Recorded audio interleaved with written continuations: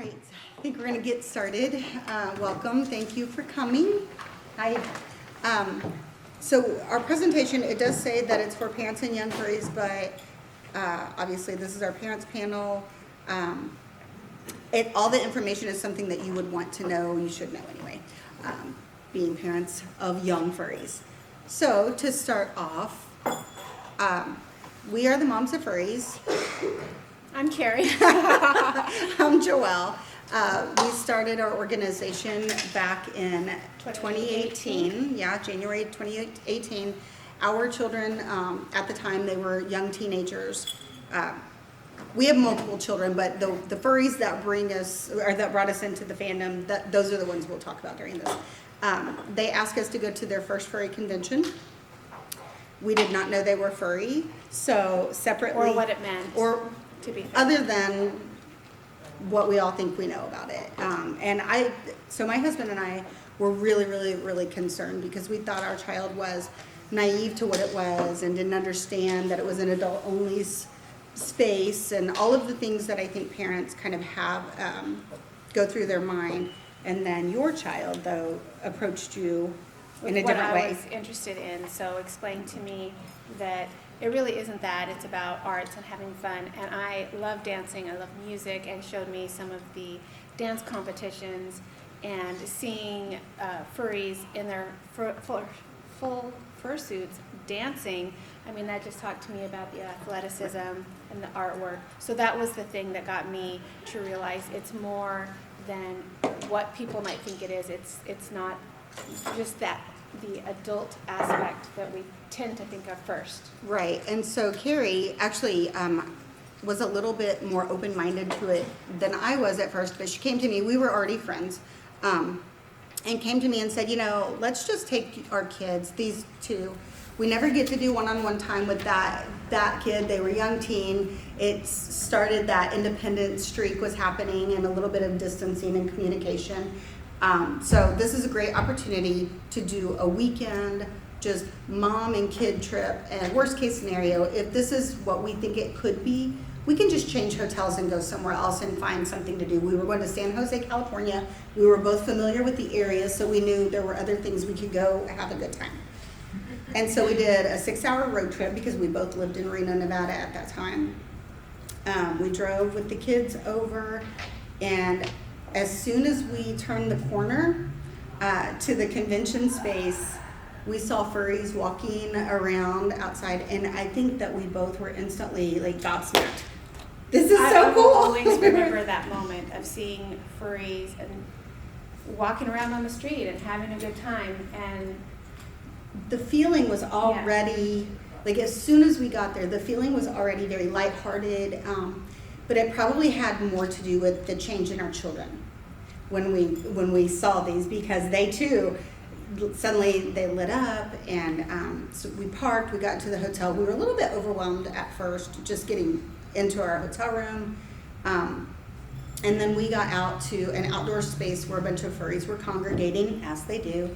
And we watched our kids change, both of our kids, very socially anxious, not typical children, I would say, in many aspects.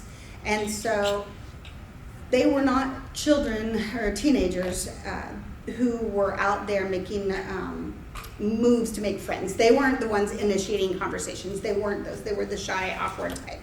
And in this space, it took a little bit of time for the first picture. But once they felt they were able to, it was accepted to go up to a suitor and ask for a picture, and they got their first hug. There was just a significant change in the entire demeanor of it. Our children blossomed in that moment. And I think for us, not just seeing our kids kind of come alive and feel comfortable in the space and be excited to see other furries, it was the way the furries were interacting and feeling like it was a great community pretty much instantly that we wanted to be a part of. Now I want to touch on the overwhelming. Mm-hmm. The entire weekend was overwhelming because you can't really prepare yourself to be around a bunch of people in huge animal costumes. Well, That's not and what we're used to. we knew no names of any character or any furry or any content creator. Like, we had no idea what we were walking into. So it was very overwhelming, right?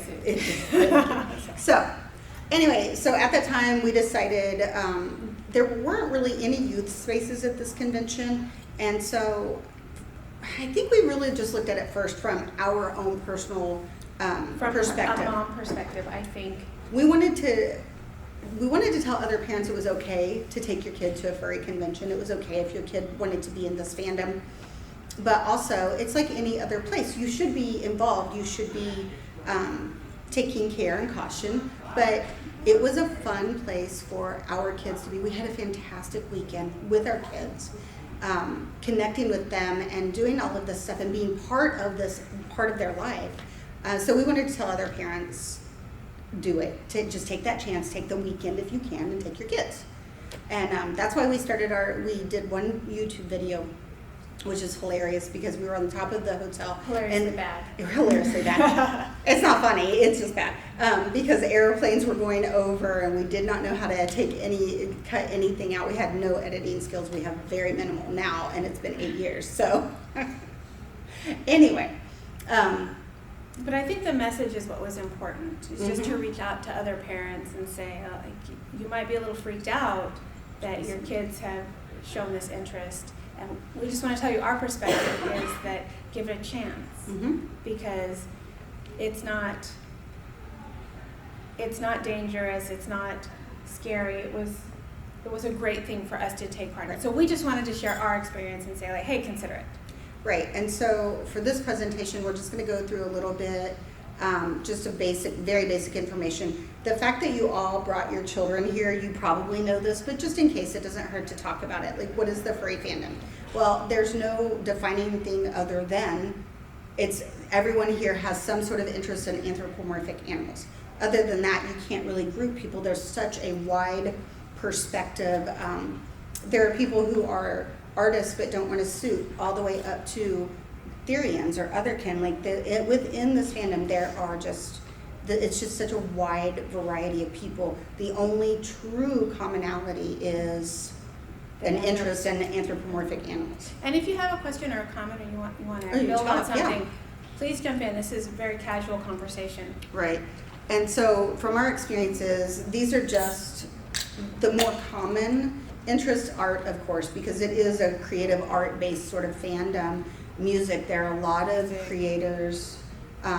Gaming, there's a big crossover. There are games that are considered furry games. Actually, I know someone personally, a college student who is not a furry but is well known in the furry fighting gaming sector, so it's interesting. Dancing, I don't know who went to the Therians Cont, but... Did anybody see it? Anybody see the dance competition? Was it amazing? It's the physicality, right? It's really impressive that they're able to do that. And then the art festival, what time is it today? We should probably look at that. We're supposed to be there. Right, you don't have writing on this list, but writing is a huge one. Oh yeah, absolutely. Well, content creation, but yeah, writing is, because there are a lot of authors and a lot of story and character building. There's novels, there's poetry, history, lore that goes along with characters. Well, and I was talking about the films and the shows. There's a film festival here, and they have had some of the shorts or some films are just silly and expected, but some are so poignant and beautiful, and you will cry. Like, let me talk. Has anybody been here before? Been to Anthro Fest? Have you seen the film festival before? No. Oh, have to go. It's amazing. Fun. You will laugh. You will cry. The content that they create. Yeah, it's been amazing. Yeah. So it is an art-based, I guess you could say an art-based fandom with anthropomorphic interest, but not everybody's an artist. They just appreciate it. So, or some people just appreciate it. Anyway, but writing, that's a great one we don't have in here. But you're right, it is covered under content creation. But I just think that it's interesting because people write stories, write music. Well, the character development with the personas, it's not just always the color or the species, but I don't know if anybody knows Telephone. So, created telephone. There is like the lore, the backstory of that species, which is a Dutch angel dragon. So if you ever see a dad species, it's a Dutch angel dragon. It's an original species. I cannot speak today. Sorry. That was created years ago. When the creator is in that suit, she squeaks instead of talks, and it's really I would say probably one of the most well-known characters within the fandom, but it's not just the character, it is the entire history of the species. And a lot of your young furries probably know all of it, more than you would recognize. It's an amazing set of information, so that's something to research if you get a chance. Hundreds of Dutch angel dragons running around, all started because of the story and the lore created by telephone. Yep. So this one is a little bit late, obviously, because you are here. But if you go to conventions and you did not know this, pre-register always. Go to the websites. There's a website called furrycons.com, and it lists all conventions in the world, I think. They have a lot of data there too. They have the international ones. There might be a couple that they missed, but it's the most complete that I've seen. It is the most complete set. So I would go there to see if there's any, and they also even have very small conventions, so it's not just the large ones. But pre-register, because pre-registering you get discounted admission a lot of times. There are perks typically, plus you just, depending on the convention, so there are medallions here. But for instance, Furry Week in Atlanta, you get a bracelet or a wristband, and that you scan in each panel that you go to. And those, I believe, they can mail out before the convention, so you don't have to go through hours of registration line. Pre-registering is also really important because if your convention involves travel and you want to secure a hotel room at or near the convention site, you might have to get in a lottery, or you might have to register before you can actually get a room from the room block. In the block, yeah. So, and I know there's a couple of conventions, BLFC, not Furry Weekend Atlanta, but Anthro Con, where it's a lottery to see if you even get a hotel room. So the more you can plan, the better chance you'll be able to go. We've tried to get in the lottery once before for BLFC, and we weren't able to get a room. Right. So the more you can plan, just the better to make sure that you're, walkable and convenient to the site. So that's our biggest tip. And then when you get to a convention, obviously you will always go through the schedule. And we suggest as soon as the schedule is available online, which you would know more if you're pre-registered, because most of the time you are also connected to some sort of app or a link that will give you a notification. And kind of plan some panels that you really want to hit with your young furries or on your own. And it's a great talking point to find out more about what their interests are interested in. And what they might like to see. And then as you look at it, most con schedules that I've seen will indicate if something's 18 plus or if it's appropriate for all ages. Now, it's great that Anthro Northwest is all age. Pardon? I said that's something we want to talk about in a little bit too. No, I was just thinking loud. Sorry. Okay. I don't want to jump ahead. No. But it's really important to kind of keep that in mind, because you can't tell by just the title or the synopsis. It will indicate. And then, as a parent, we always have to be vigilant, as you already called out. But there have been times where we have been to panels and events that said that they were all age, and throughout the course of listening, we had determined this was no longer appropriate, and we left. So it's just always important to try and do as much research as you can by reading through the con book, but then just be aware that, like anything else, you could be bowling and hear language that you don't think is appropriate, and you'll decide that it's time to move on. So that applies to the fandom as well, I think. And we're trying to get through some of the logistics so we can talk about the good stuff here in a little bit, the stuff that we all talk about. When you're here, the dance competition is over now. If you missed it, highly recommend. Like we said, it's just really neat to see. Always try to get through the dealer's den and the artist alley, whether you're planning to buy anything or not. It is a really good place to see just the type of art that's available. But to your point, walking with your young furry gives you an idea of what they're into more than you're going to ever have when you say, how was your day today? And they say, fine. What did you do? Nothing. What do you like in furry? I don't know. You know, so it just gives you that opportunity for more connection.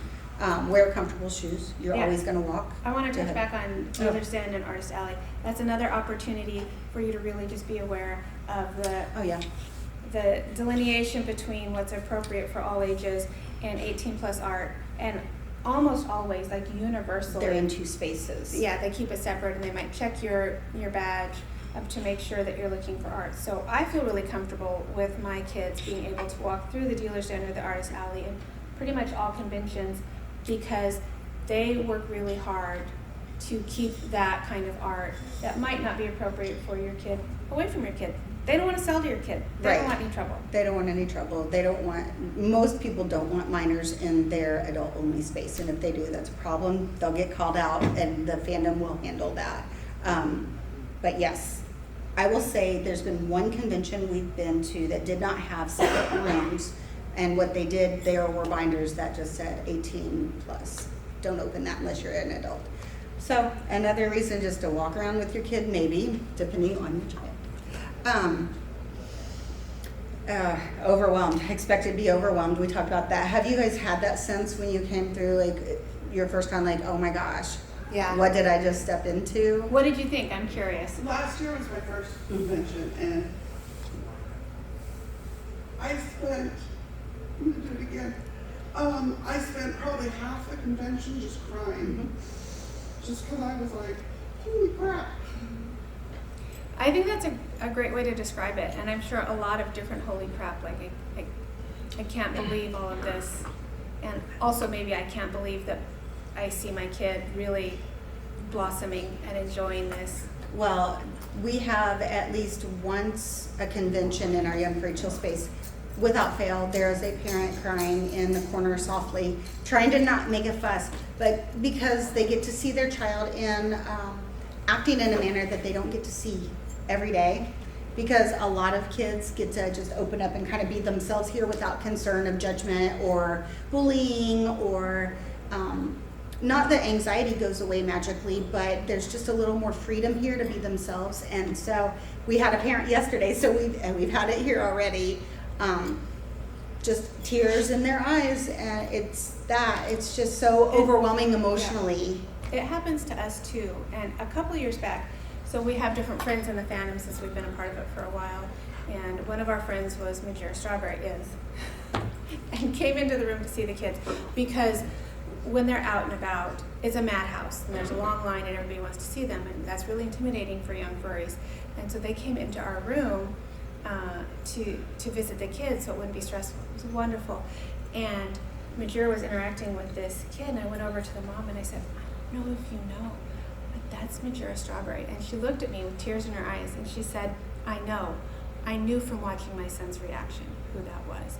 And it's moments like that where it's just the unmitigated joy that you have for your kid to be able to be who they are, right? Right? Even if you think it's weird it's still just having that moment with your child makes it worth it. Like paying the money, taking the time, taking the trip, being in a place. Validates the weird. It validates the weird. So yeah. And then the biggest tip, another giant tip, stay hydrated. People forget to drink water here, and it actually can be a problem. As you're walking around, take breaks, drink water, and know Rule 621. If you hear Rule 621, every single day of the con, you need at least 6 hours of sleep, 2 meals, and 1 shower. The shower is really important, especially for furries, because it is a smelly, it's a smelly hobby. And if your kids are suiting though, we have long straws, there's long straws all over. It's really important because they will be having so much fun. They will not know they're sick until they're really sick. Which is a great point. Every fursuiter should have a handler of some kind. And that's for, a suitor will not know they're in trouble until it's too late. They're in trouble and they're having a crisis. There are headless lounges here on every level, I believe. to take a break. They don't want to break the magic, which breaking the magic is taking the suit off in public.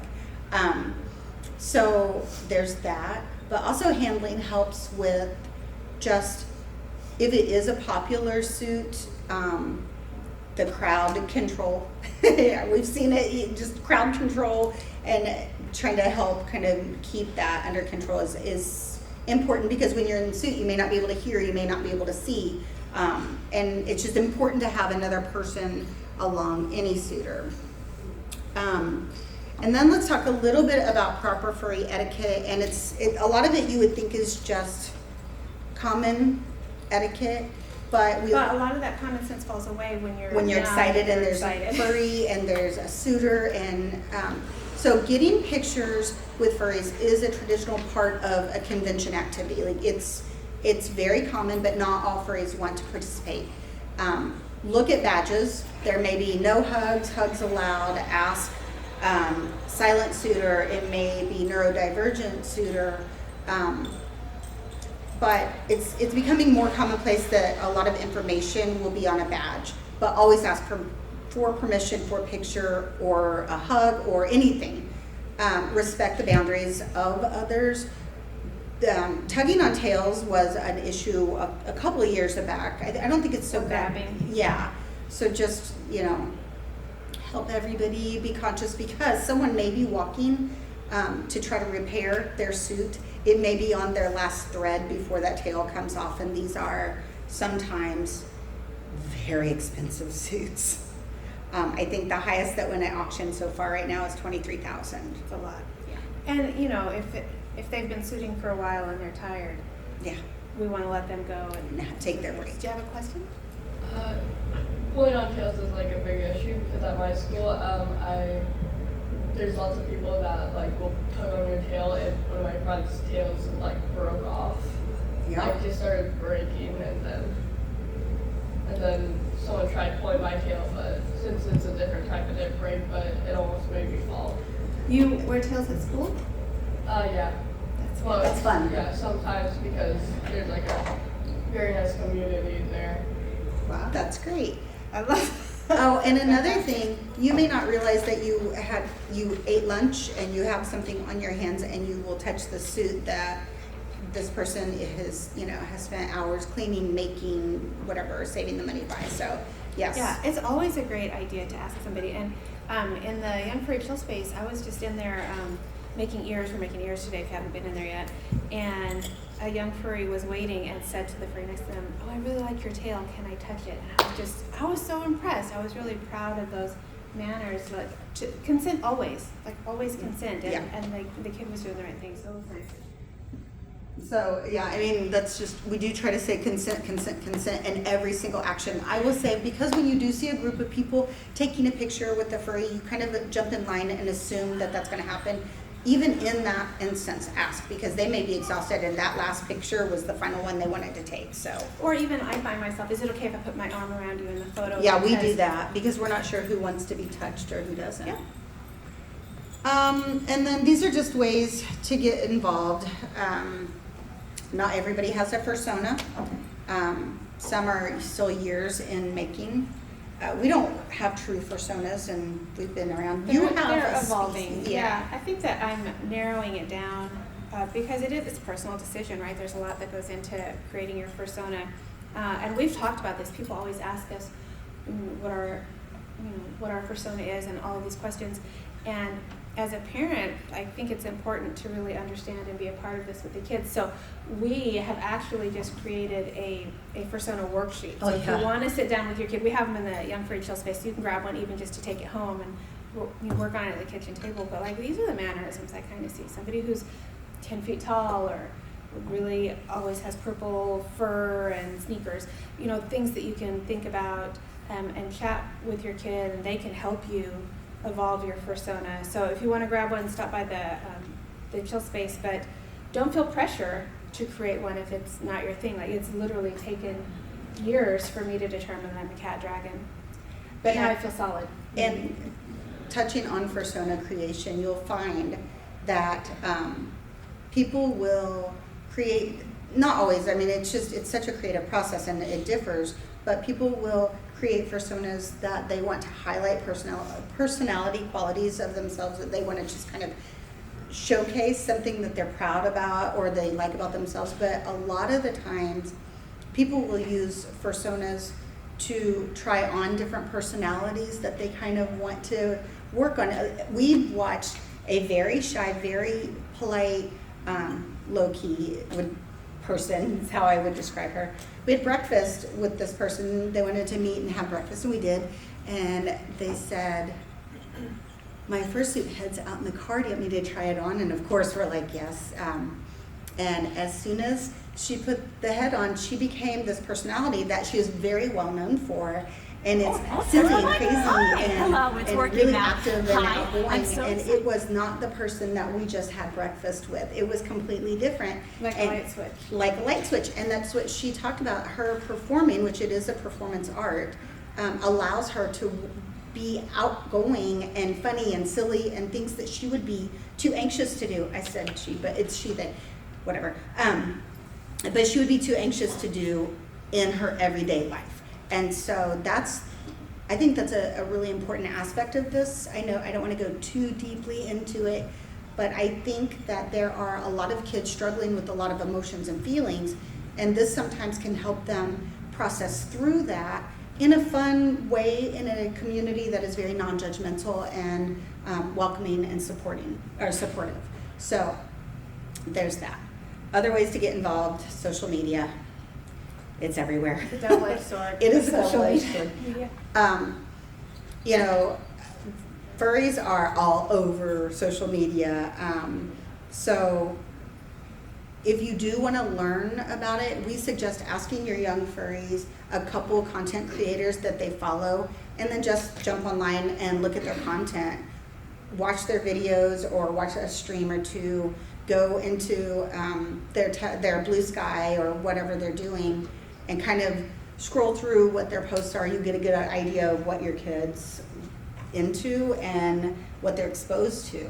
And one thing that I'll say that I really enjoy about being able to find people on social media is you can tell right from their page. They'll say they're 18 plus. They'll specifically call Up out in their biographies. right, Yeah. and they won't follow anybody who's underage, and they will call out what their content is. So I would say it's rare for something inappropriate to accidentally pop up. It does. It does. It does occasionally, and we have our social media pages, which are Moms of Furries, and we look at them, and so all of our content is for all ages, and Right. everything that we look at is for all. We don't follow people that are 18 plus only. That's not Well, our vibe. But every We now might and then, follow them because some Yeah. are, I mean, we have a line that we know content creators that have information that they want to share, but we are not into like that part Right. of their art. But the or their algorithms, work. I guess I'm trying Yeah, to say. that's what I was saying, they- because- they protect us from seeing, because there are images out there and there are things that are inappropriate. So Especially Blue Sky, they have a great like yeah, filtering Blue Sky- system. Blue Sky is nice, but. Anyway, go ahead, sorry. No, I was just saying that the algorithms typically don't just pop up any furry content. Mhm. It's it is the furry content of things that you typically look for. So I don't really worry about my kids seeing inappropriate images popping up on their X or Blue Sky, because that's not what they're searching for. Right, well, and it's just a great exercise, and get on there, jump in, see what your kids are looking at. Do it And knowing yourself so you know. who the content creators are that they're Yeah. following, so you can see what type of content they've got out there and who they're following. I mean, you can really go down the rabbit hole of research, Right. which I encourage. Next thing, local meetups. So there are a lot of, like the PNW Furs do a bowling, I think a monthly bowling here. I know SAC Furs in Sacramento do a monthly bowling. So a lot of those are all ages. And if you see, I think, is it Meetup? Is that the app? Yeah. You can find a lot on there. And once again, they will announce very openly if it's 18 plus.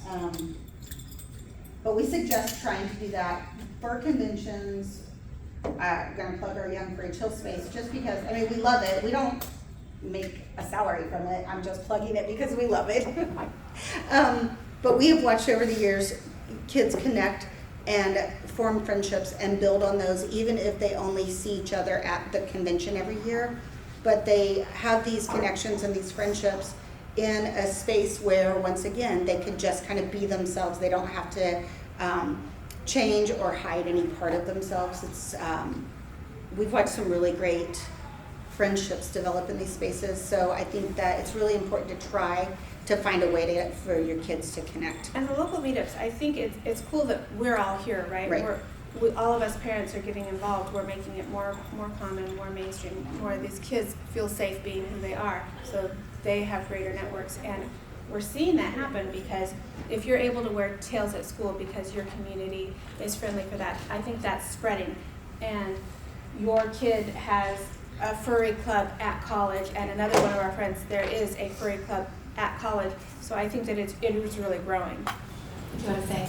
On that note, you were just talking about like having a community that's friendly to dress or to fursuit. What if, there's not, and your kid wants to fursuit anyway, like to the grocery store or like out in public, or like, how do you handle that? Because I've tried to explain, like, we support you in the right, let's do this in a safe environment, and she doesn't seem to like get that. How old is she? 15. Oh, okay. That's fair. We both have 15-year-olds, so we understand. It's like, she's like, I can be safe, I know self-defense. I'm like, great, however. Well, so that begs the question, do you feel like she's physically unsafe or that somebody might say something? Either or. Okay. Yeah, that's fair. I mean, there's a lot of different ways that our kids identify that might make them unsafe in public, or ways that they express themselves. And that's a really tough question. It is challenging, and it sounds like a cop-out, but you have to do what you feel is best for your kid. But I will tell you what we have done over the years, especially we're the moms of furries, so we're well known within the fandom to a degree. We decided very early on, and some of you were at another panel where we were talking. So sorry if you get double. Sorry, but early on, we were just on Facebook, just like moms were. We were not on anything else. And with the first convention, we were like, oh my gosh, we went to this furry convention. It was so great. We posted some pictures. We were super excited. And the people who support us in everything else, nothing. It was all quiet. We didn't get terrible remarks back, but we got nothing. It was just crickets. And it was really kind of uncomfortable. And we thought, I put that from this point on, we are always moving forward as though there's nothing wrong with this. So our kids they wear their ears to school. They wear their tails out if they want. They are taught to be aware and to know, just all of the safe things, and it's hard.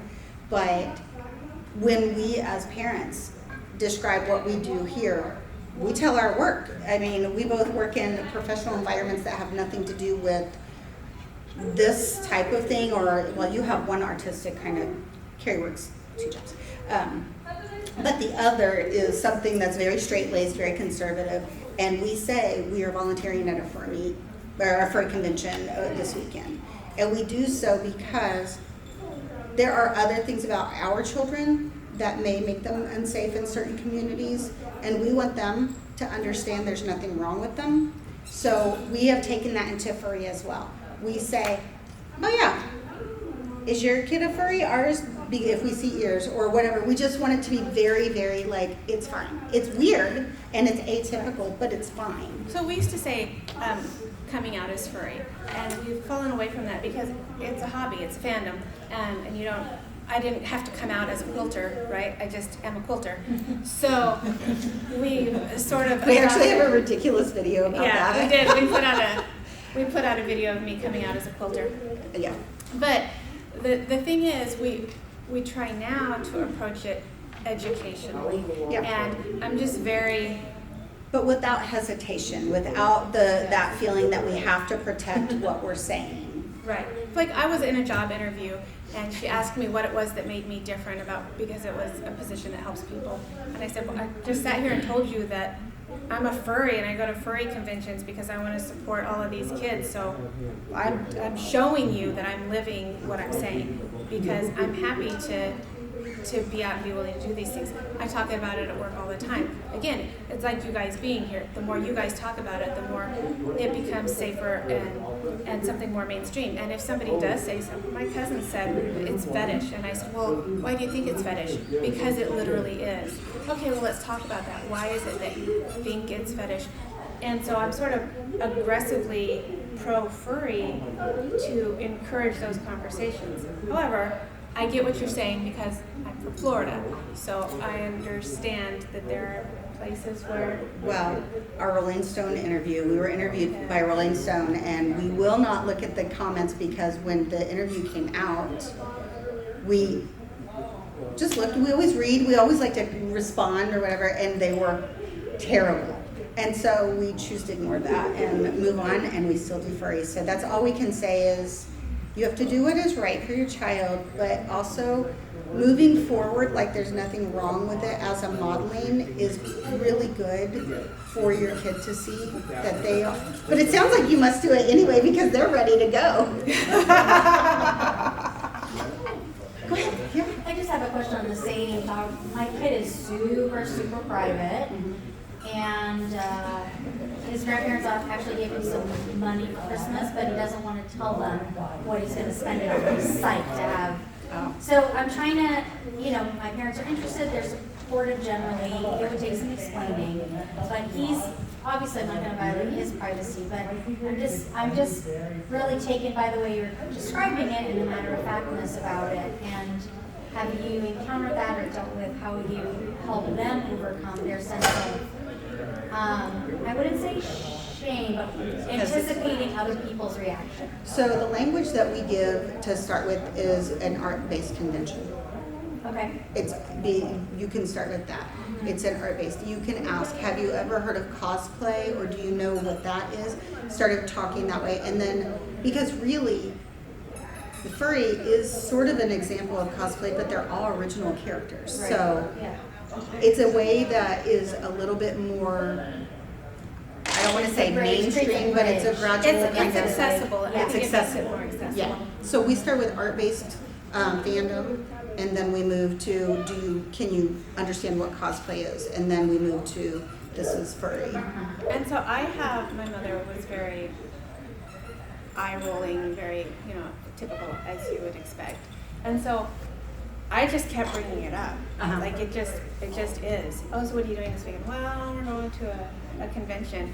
And I'm just going, and we give the same advice to kids, right? If you want to share this part of who you are with your parents and you're not sure how to tell your parents, approach them and come at them with whatever will be meaningful. Like for me, it was dance. For you, it was data. And if they have a negative response, that's fine. Don't get upset. Bring it up again. Bring it up again. Keep trying. As parents, it's hard. Like, give your parents grace. It is hard to parent, and when we make our decisions, we make them because they think they're in your best interest. So it's the same advice I would give anybody. Just keep bringing it up. Don't get defensive. Bring the Very data. matter-of-factly, Yeah. bring the information. Just keep saying, just art-based convention, furry, gently move into furry if they feel that. Or just say there's nothing wrong with it. It's fun, and it's okay if it's weird to you. I think that's the thing my mother said, I'll never get it. You don't have to. It's not about you. But it's okay to have fun. It's okay to be weird. I think that the feeling that we have to stop being weird or stop having fun or being silly, that to me is crazy. I was just gonna speak to your point of just like wearing to school, wearing to the supermarket or what have you. Had that experience with my daughter as well, who was also 15. And we let her wear a tail to school, which I'm so happy to hear that you had a positive experience. She did not.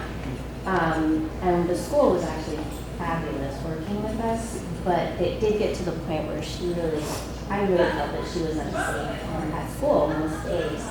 And so we couched it in this conversation around situational awareness and just like not every single part of your identity is expressed at every single moment, and that sometimes if I'm like really into bikinis, I'm not wearing bikinis all day every day because that probably wouldn't be appropriate either, but there are times and places where it definitely is, and it took some time. I definitely got a lot of like, you're making me hide my identity, and I'm like, no, not really.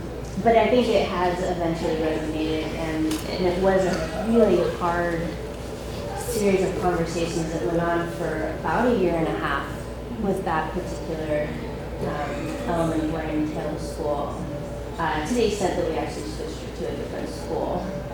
Wow.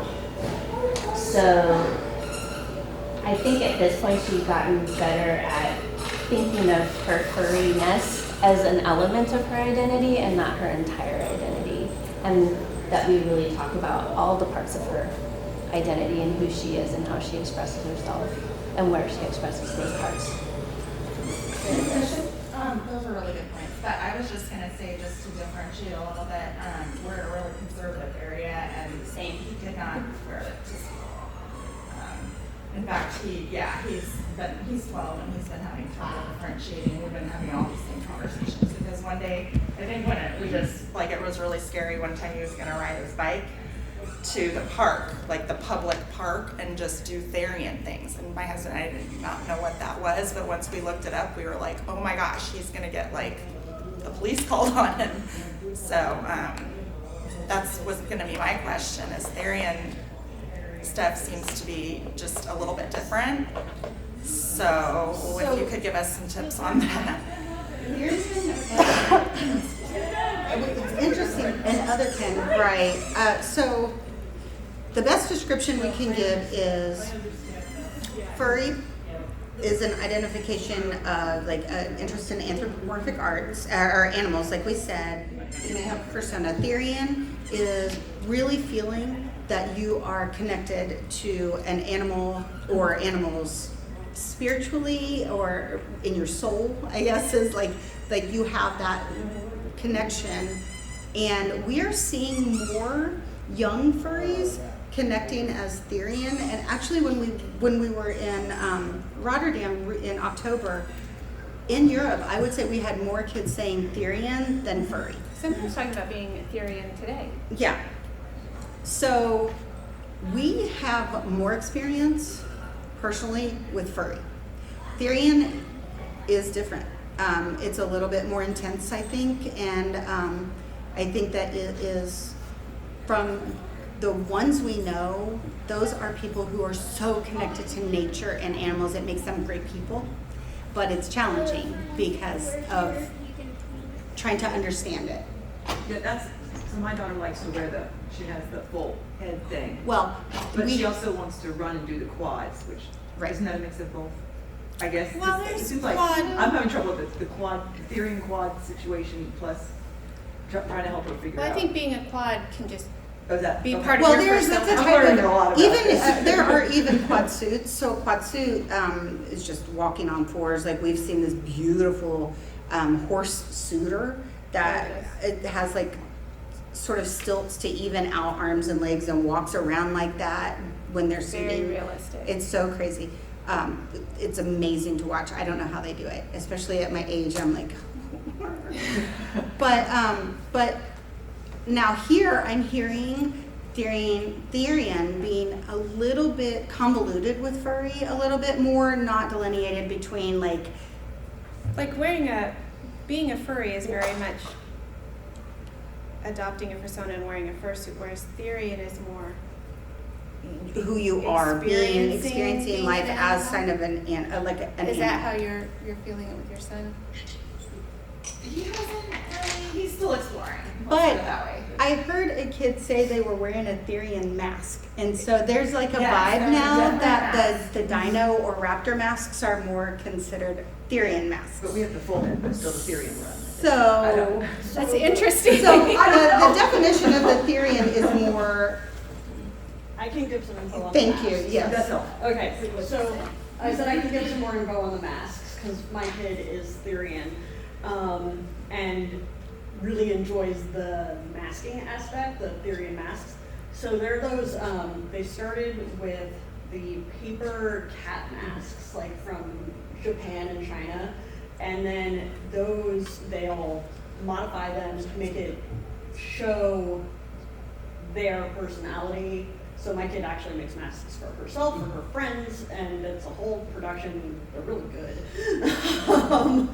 But it's kind of, those masks are a bit easier to do than like the full suit masks, and also they're more like an everyday kind of a thing. Like they might wear them every day, but they can be utilized all the time. It's not this big giant cumbersome thing. Are you saying it's different than identifying as Therian? The masks are often used by people who do identify as Therian, but it's not required. But they're also they have adopted the name of that type of mask as a If Therian you wanted mask. to find That's what I them, sounded, yeah. Yeah, if you want to find them, you can type Therian mask, and these paper cat masks will show up on Amazon. As we're talking about this, I just thought of something we don't have in here that you all should know about. There's a website called Fur Science. I don't know if it's .org or .com. Org. Okay. It is a group of scientists from Canada who they keep a lot of scientific information and data for the fandom. They have all kinds of information, like specific information. So I highly, highly, highly recommend you check out their website. So furscience.com, Dr. Sharon Roberts and their group, they're amazing and they have lots of information on there. So know that, especially talking about definitions and things, they have a lot of information. And you wanted to jump in? Yeah, I was just going to say, I'd assume that the masks that are identified as Therian have to do with the complexity of the movements. Because with the big head, I can't imagine running on all fours and the jumping and all that. So with Therian, there's things that'll happen for the people who identify such as that they'll have shifts where they feel like they're shifting into that animal persona, and it is an integral part of their being. Right. It isn't a character It's not a putting on, character, as it's you them. would with furry. So I found a really good book, and let me find it, called, I gotta go to my Amazon account orders because that's where I have it listed. But it's a book all about Therian. It's for parents of Therians. So that was good to know. this is a great little resource, and Did you have your phone up? believe it was also written by either a psychologist or a therapist of some sort too. Let me find that book.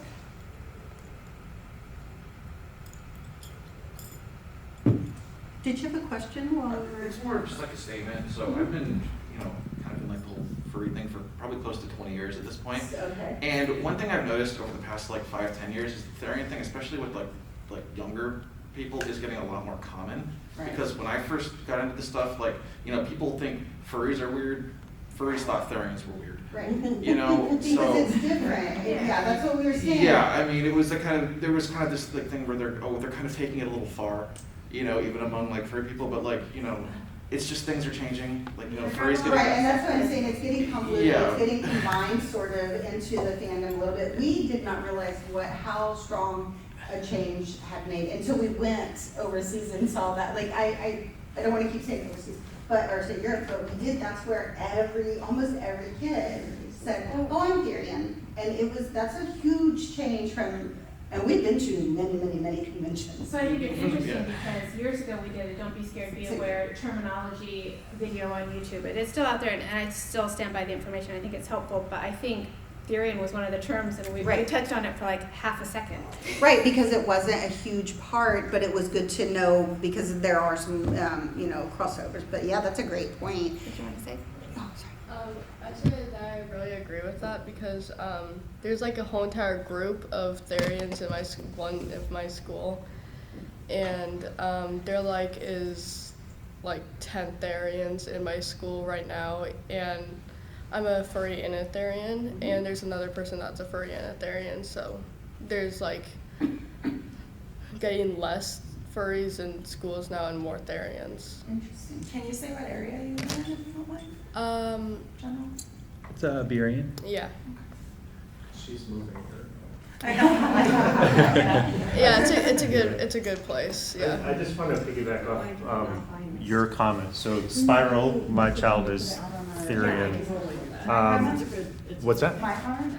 I think so. I heard a comment behind me about going to the park and doing Therian. Okay. So I'll go with Spiral and we'll find open private places where, and even sometimes like I'll record videos that'll go to TikTok and let them do their Therian movements.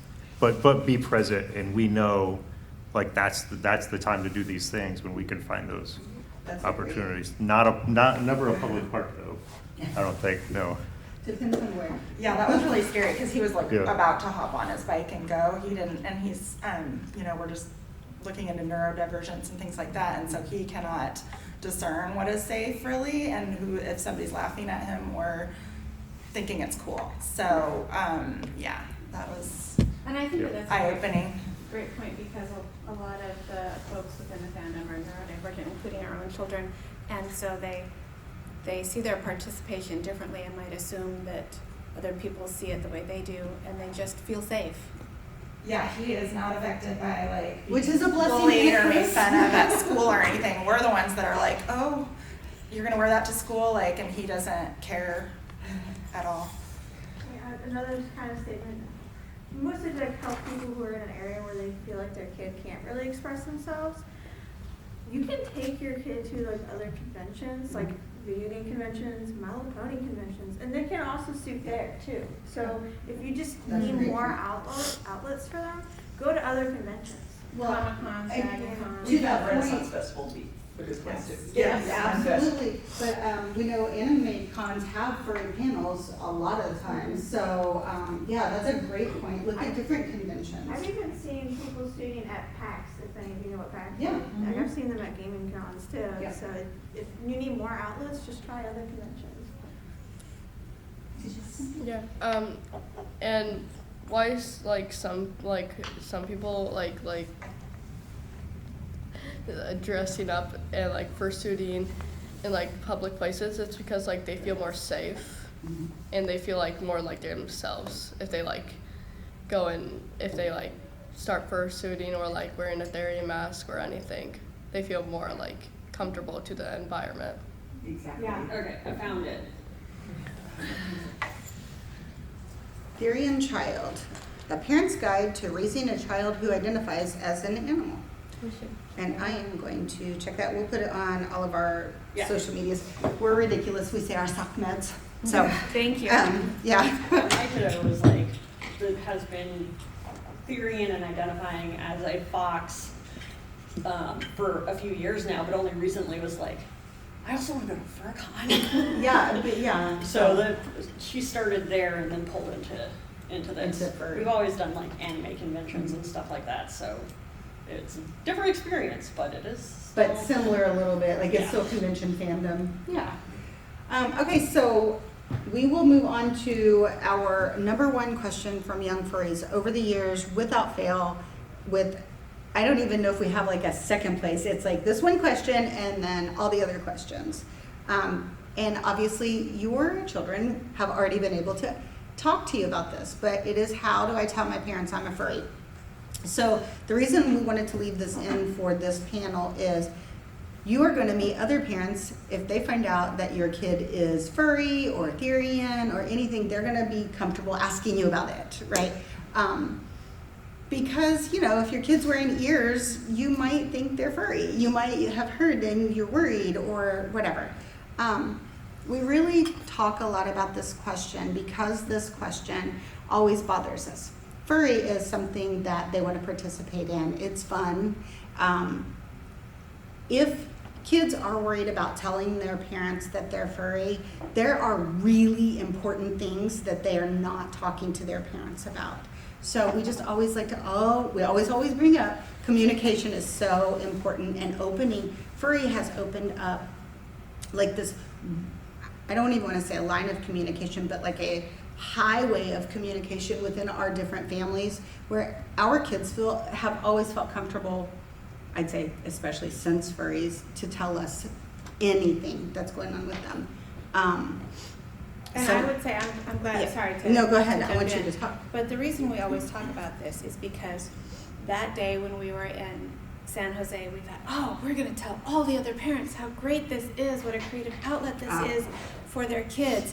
And universally, all of the comments and feedback we got was from kids who said, I don't know how to tell my parents, or I told my parents and I think they're going to kick me out. Like, we thought we were going to be talking to you guys on this video that we put out, and it turned out that we were talking to the kids. The kids were the ones that came back and said, I don't know how to tell my parents. I'm worried about telling my parents. You know, what if my parents don't love me or don't like it, or they're whatever, they don't understand. And that actually came from young adults too. It wasn't just young children saying this. So, yep. It's an important question for us in a lot of aspects. Fortunately, your kids have talked to you about it. Just be very aware. Keep your communication open. This is a really great opportunity. I mean, some of you are already doing these fantastic things with your kids.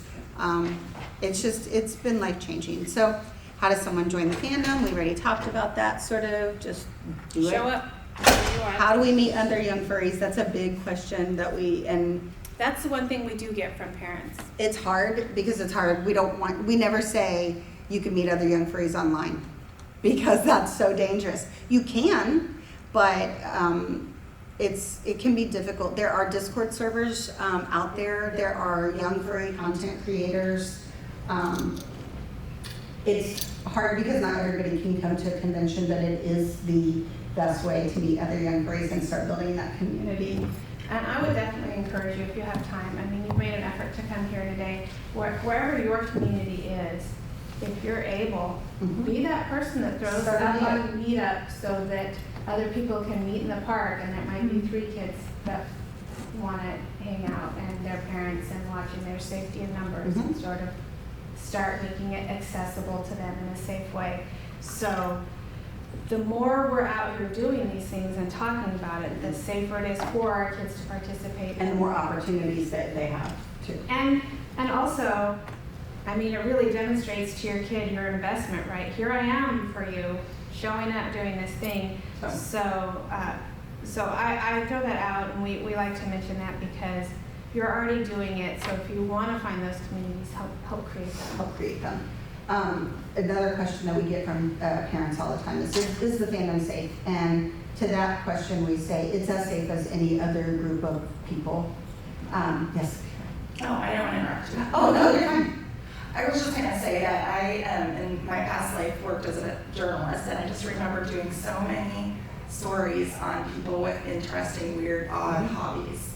So that's kind of how I bring it in to other people in the family or just whatever. I'm like, hey, I like to do really weird things, like my hobby, and I don't expect you to do it with me. Right. But I do expect you to just like not laugh at me for it, you know? Right, you don't have to I mean, get it. it's just like another odd, like some people are really into like really old trains or really new trains, or I mean, I don't even know. It's just like really interesting hobbies out there that we don't have. I mean, I think trains is a great example because you can sit and have a conversation with someone and they can tell you about 110 model trains for about an hour and a half, and it will be meaningless to you. Right. But the fact that you listen to them will be meaningful to them. Yeah. I mean, there are just these really hyper detailed hobbies, and you're just like, okay, but this is just like, I feel like this is another one of those things. It like, is. Okay, you're into that. It's not my thing, but it's innocent and fun. Right. So, Yes. Yeah. Safety of the fandom, we have found, and this is just our experience, I have more confidence that my child can safely walk through a convention than any other public space that they are in. And that is because if they text me and say, I'm having an issue, I can post on social media or to the convention chat, my child is having an issue, and the multitudes of furries will help. They will get together, they will support. We've seen it in action. It has a sense of community. There are room parties. There are room parties here. They're going to be loud.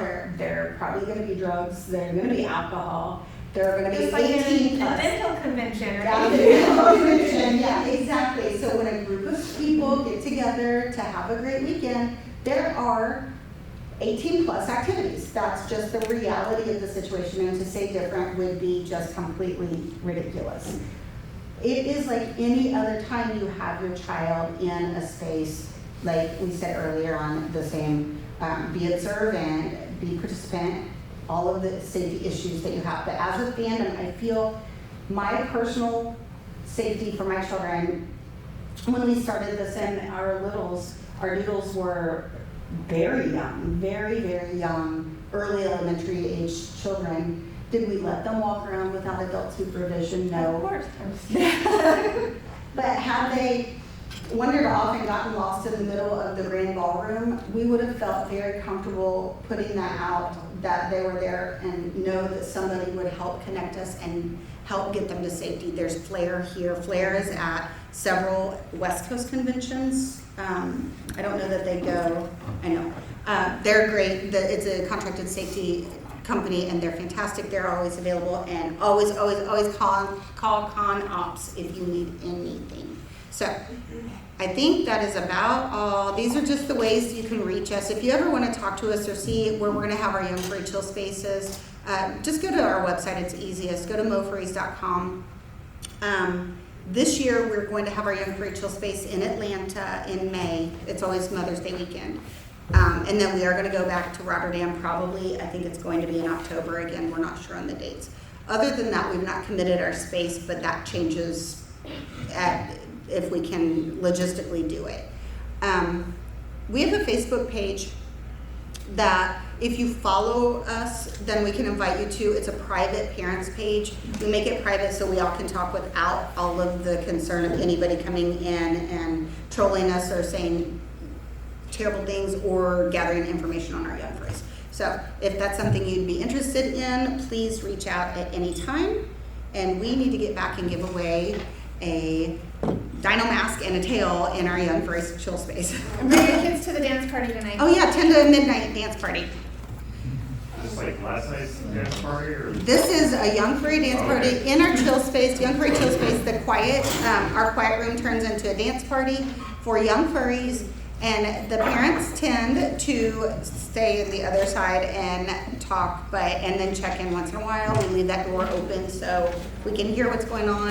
We'll be playing some mid-level, I don't need airplane. no, it'll be mid-level, well, you might want the appropriate EDM, so. Yeah, so it's just a good way for young furries to be able to stay up a little bit late and hang out with their friends, and they normally do combo lines, so that's always fun. Oh, did you go to the midnight party? Did you go to DJ Ruckus? The midnight howl. Yeah. Was that Ruckus set? I think that was Ruckus set. We were there, and it was,